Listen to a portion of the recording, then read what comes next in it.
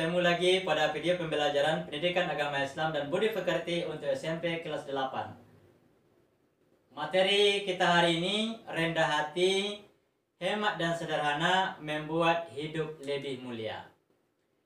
Pada pertemuan pertama, kita akan membicarakan tentang rendah hati. Rendah hati. Sebagaimana firman Tuhan, Allah di dalam Quran Surah Al-Furqan ayat 63. Bismillahirrahmanirrahim. Wa ibadur rahmanil ladzi yamsuna 'alal ard haunan wa iza khatabahumul jahiluna qalu salama. Ini adalah dasar dalil ayat tentang rendah hati. Artinya, adapun hamba-hamba Tuhan yang Maha Pengasih itu adalah orang-orang yang berjalan di muka bumi ini dengan rendah hati. Dan apabila orang-orang bodoh menyapa mereka dengan kata-kata yang menghina, mereka menjawab dengan mengucapkan salam.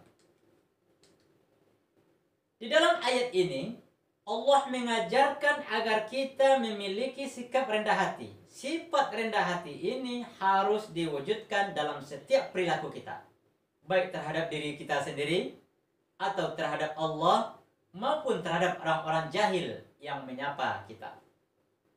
Rendah hati itu disebut juga dengan istilah lain namanya tawadu. Tawadu itu artinya rendah hati. Ya, tawadu adalah sikap diri yang tidak merasa lebih daripada orang lain. Lawan dari kata rendah hati adalah tinggi hati, atau sombong, atau takabur, atau angkuh. Karena dalam Al-Quran juga Allah telah menyatakan, surah Al-Isra ayat 37, wala tamsi fil ardi maraha. Janganlah engkau berjalan di muka bumi ini dengan sombong. Ya, itu yang pertama.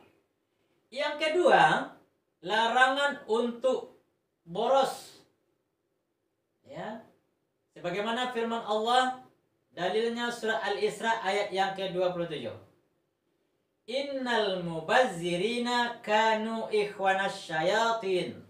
Sesungguhnya orang-orang yang pemboros itu adalah saudara setan, dan setan itu sangat ingkar kepada Tuhannya.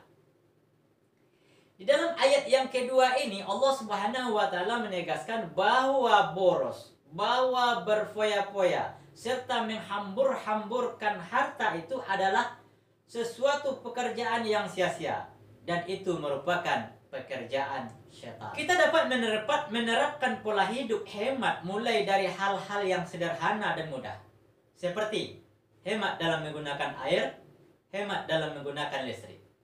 Tampaknya kedua hal ini sangat sepele, tetapi dampaknya sangat luar biasa. Boros listrik dapat mengakibatkan krisis energi, sedangkan boros air dapat mengakibatkan krisis air. Sungguh kehidupan kita menjadi sangat terganggu jika di negeri kita mengalami krisis energi dan air. Kita dapat menghemat penggunaan listrik dengan cara menggunakan seperlunya saja dan mematikannya pada saat tidak diperlukan.